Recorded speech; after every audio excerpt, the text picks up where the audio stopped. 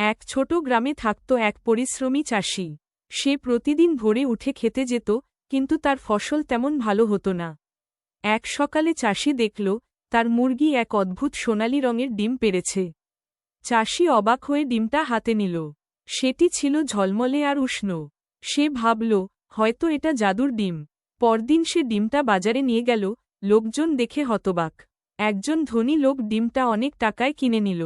চাষি খুশিতে নাচতে লাগল, এ তো ভাগ্যের খেলা। প্রতিদিন মুরগি একটা করে সোনার ডিম দিতে লাগল।